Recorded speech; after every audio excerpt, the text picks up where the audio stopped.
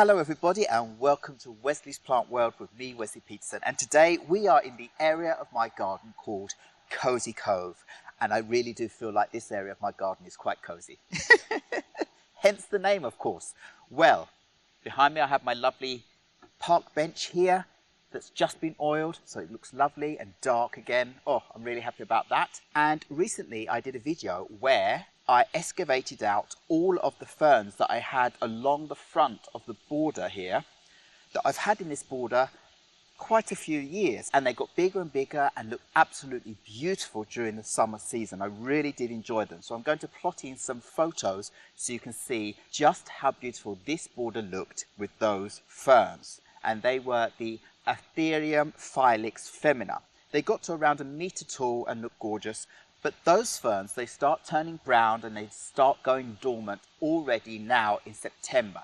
Now today is September the 12th, 2024, and these plants were already brown and had already laid down on the ground. All the fronds were just everywhere and it looked a mess. And I wanted to swap out those because I want to have evergreen plants in front of my beautiful Symphoricarpus albus here. These are the snowberry bush and they are doing really, really well for me. They've only been here a couple of seasons and they grow extremely fast, and I wanted them here because I needed them to bring up the height. Now I'm on the top point of this border and it goes down around 1 meter to the other side. So these plants are 2 meters tall or so. If I should go right down to the bottom, they're around 2 meters tall. So they've done really well for me. And I have planted those around my Pinus sylvestris, the Scots pine I have here in the middle, that isn't really in the best position for it. It's quite dark, it's very shaded out by the canopy of all these Populus tremula, the aspen trees.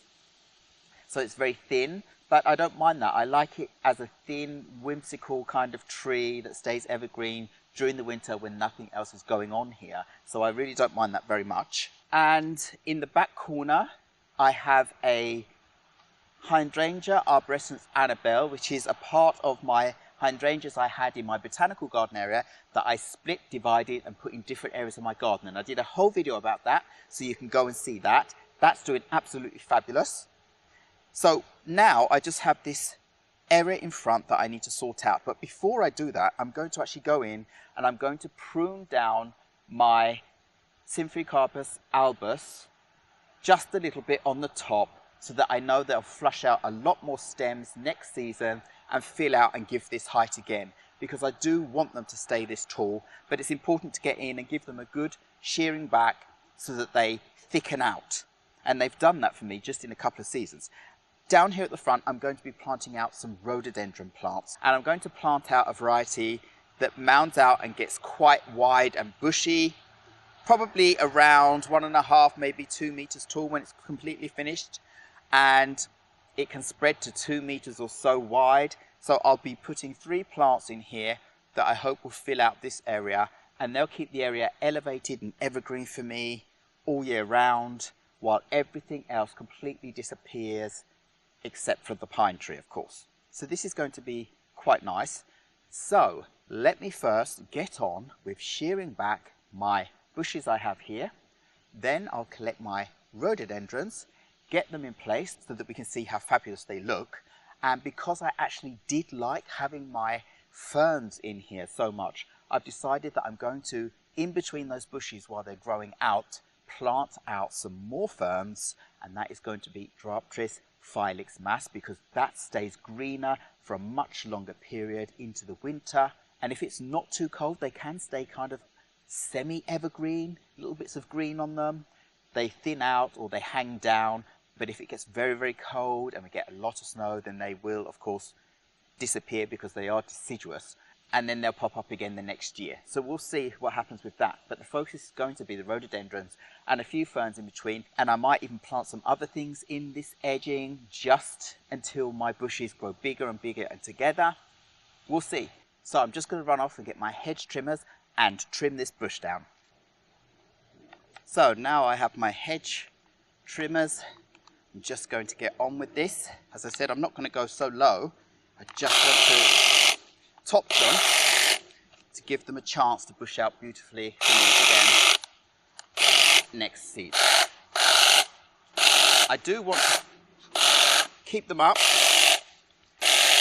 because I want them to protect my rhododendrons when I plant them out as well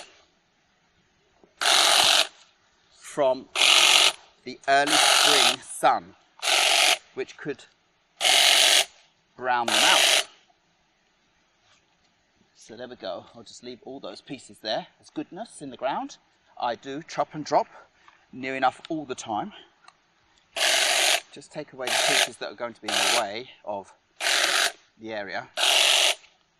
And I need to be careful here that I don't prune the branches of my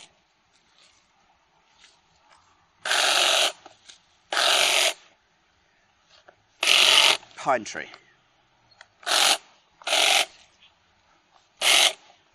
Here I need to go quite far back because these pieces here are in the way of where I'm going to be planting. So basically, just trim them back.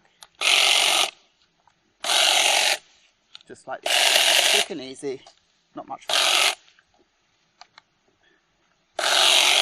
These are such a resilient wood. They bounce back from this with no problem whatsoever.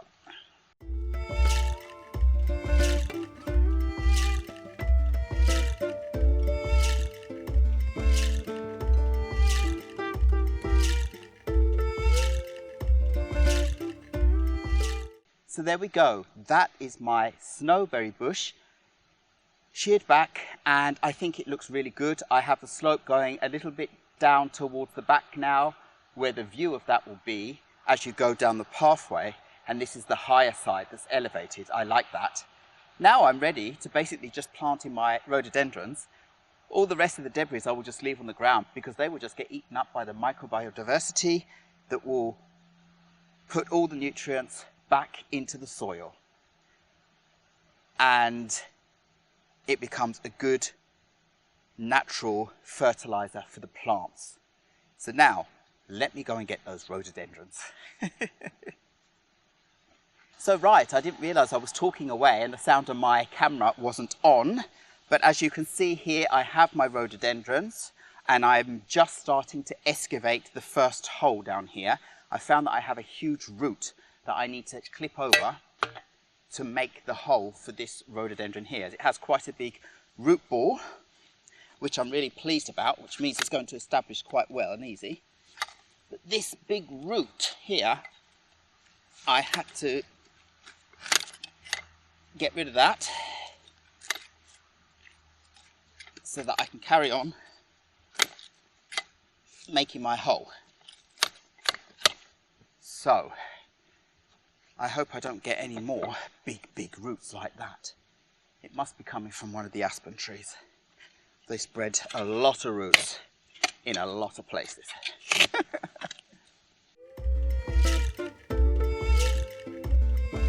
Now rhododendrons, they don't get deep roots, so I don't need to make a really deep hole. I just need to make sure it's wide enough for the plant to be able to get in there with the root ball that it has. So I'm hoping what I've created here is enough. Let's lift my plant, get it in the hole.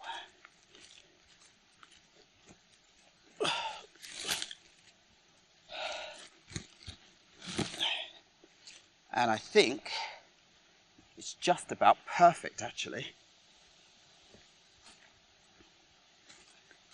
It is, yes. I can feel that.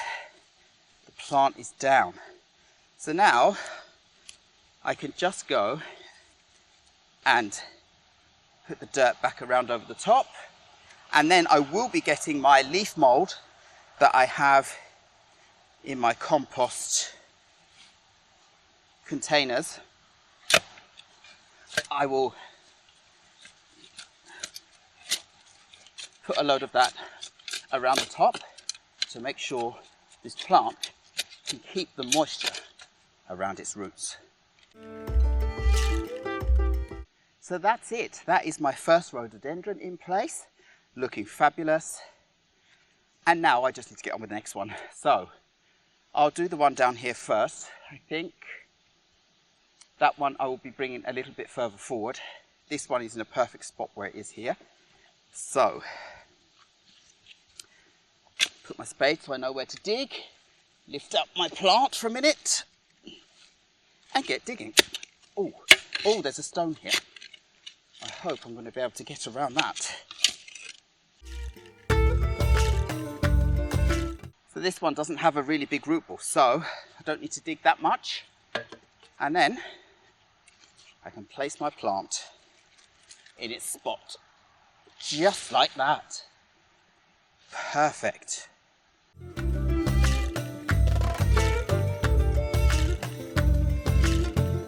So that is my second plant in place. Now I just need to get on with number 3, and I have a rock here that I just can't move. So it's going to be just behind that rock that I put this third one. Lift it out for a minute. And I have some kind of juniper growing down here. And this is interesting because I threw this out. It was browning out, wasn't doing any good. I just threw it out here and it's decided to carry on growing. So I'm going to plant this juniper somewhere else. Have a little look at this. Sometimes you throw a plant out and say, that should out and become compost for the rest of the garden. And then the plant decides to come back to life. Look at all this growing out. Isn't that interesting? That's funny. This little juniper bush has fought for its life, so I'm going to give it a nice position now. And it's evergreen, so that's perfect. Might even put it in that pot just there. So let's get digging. A nice hole. Again, not a huge root ball. So I should be able to get away with making a nice hole without too much fuss here. I'm actually near enough, already done. And that is just, I just love it when it goes quickly and simply for me. Just like that.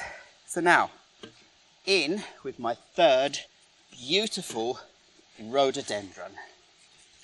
And which is your front side? The other way. The other way. I think that's your front. Or the way that you should be facing forward a little bit. Just like that. Yes, that's you. So now, let's fill in and make sure it's stable. Stamp it down just a little bit. And there we have it. Now, these rhododendrons sometimes get yellow leaves. Not a problem.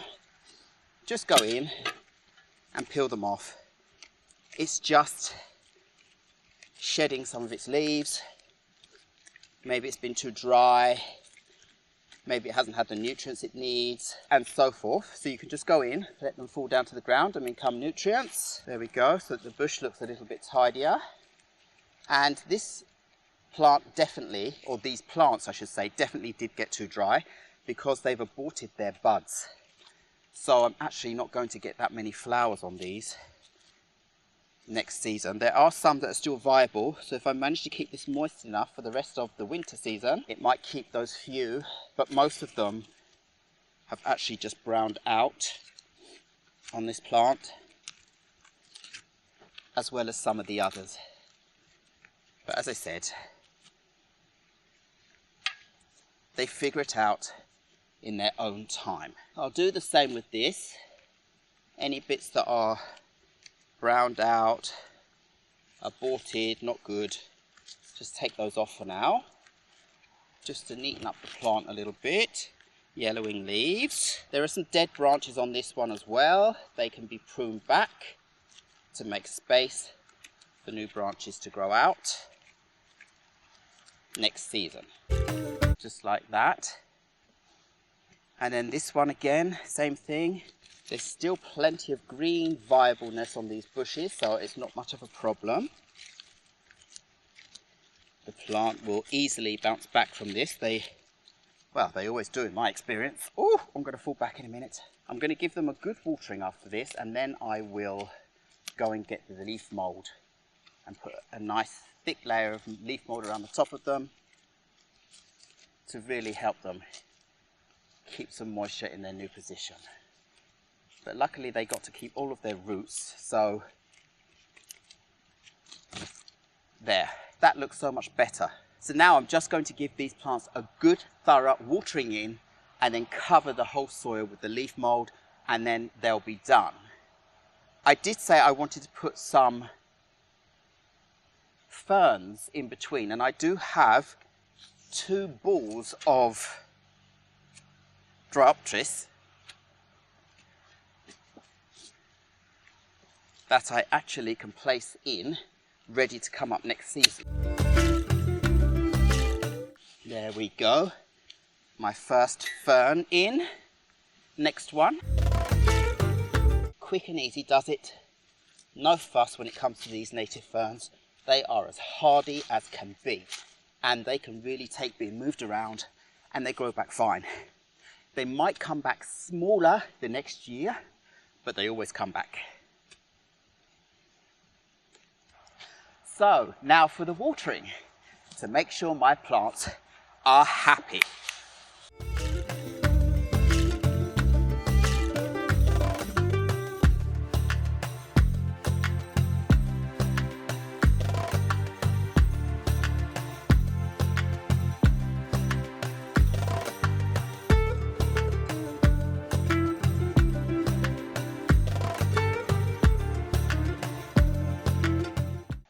So here I come with my lovely, lovely leaf mold, and I made this myself, collecting all of the autumn leaves, having them in containers and letting them be broken down by the biodiversity, and this is what you get. A lovely, rich leaf mold, completely broken down. I've mixed it in with twigs and all sorts, so it's broken down in certain parts to small pieces, certain parts are big, and this is absolutely perfect for rhododendrons because they like a acidic soil between 4.5 and 5.5, and this is exactly what they need around them. So I'm going to get shovels full and place this around my plants. It will feed them, it will insulate them, and, well, it will give them lots of joy. And me too. Watching my plants thrive in this. I've made a whole video on how to create leaf mold, so I suggest you go back and see that video if you're interested in what it is and how to make it, because it's very, very simple. Leaves, organic material, and a container, and let it break down, either with a lid on, without a lid on, as long as it has moisture but it's not soggy, and the biodiversity can live in it, then you are going to have a lovely leaf mold that breaks down in around a year or more, depending on the material you have. Oak leaf takes a long time to break down than many other types of leaves. So it does depend, but you still will get a really good outcome in time anyway. I need to get some of these bigger twigs out of the way because I can't really get up the nice broken down pieces of material.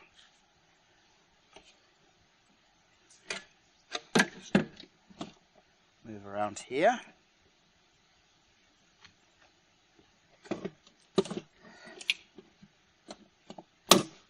And do the next one.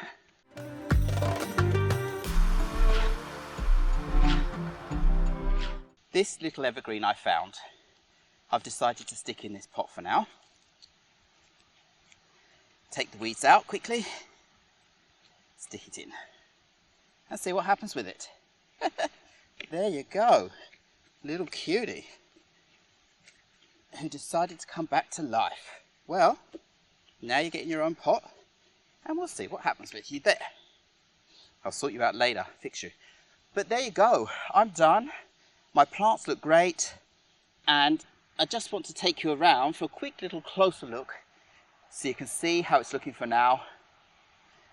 And when the autumn leaves all start falling down here from all of these deciduous trees, when they all fall down, I will rake them up and I will put them all along the edge of this border, making it into a lovely, naturally occurring leaf mould.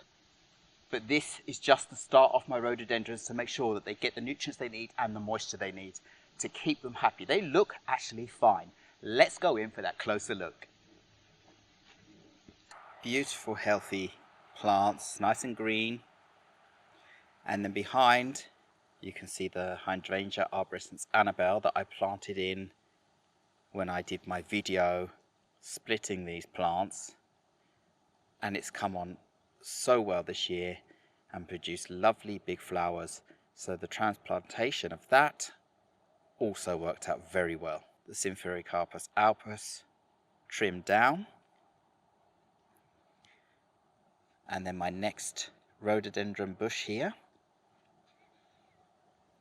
Look at that. Gorgeous, lovely and green. Healthy leaves. Looking beautiful. And then the leaf mould around the bottom. Keeping it happy with a low pH and keeping the moisture in. And then the last rhododendron down here. Again, looking lovely and healthy. And has some lovely buds on it for the next season. Looking really, really lovely. Fresh leaf mould underneath. And this is the border down on the back side with the pathway that leads out to Southside Sunny Garden. That's where I pruned everything back. There is the Pinus sylvestris that will give us lovely evergreen interest. And behind that, of course, we also have on both sides of Cozy Cove the Thea occidentalis Brabant, looking absolutely fantastic. So this has all come on a treat, I think. And I have space to plant out new plants in between the rhododendron or rhododendron with a different colour. For example, these are white, so I might want to put red rhododendrons in between, or purple, or pink. It doesn't matter, everything goes with white. Could be nice with two tones, so that might be something I do.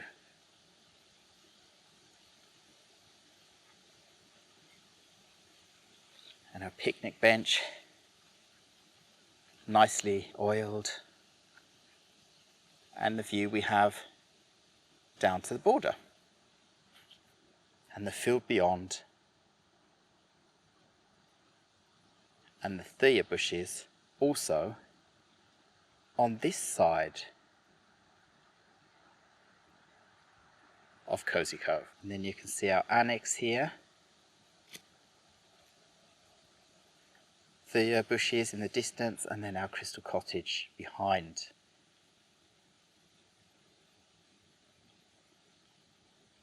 The Cozy Cove area of our garden. Not to mention all of the beautiful trees above and their gorgeous, gorgeous canopies. Look at all this. It's just fabulous. Giving a really cozy enclave to this Cozy Cove garden area.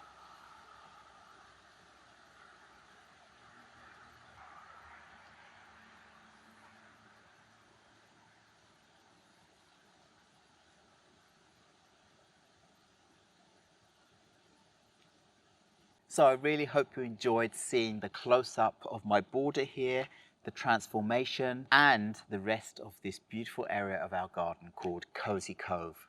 I really do enjoy sitting here. We love sitting here when it's hot days because we have the canopy above us the whole time, but yet we get to see all the light beyond. And it's just, oh, it's just lovely, it's cozy. So I'm all done with this project for the day. And now I need to go in and have myself a little bite to eat. And a nice cup of tea, I think would be very nice. So all I have to say now is thank you very much once again for watching this video. Please remember to like, subscribe and hit the bell so you know when my next video will be coming up. And I will see you again very, very soon. Goodbye.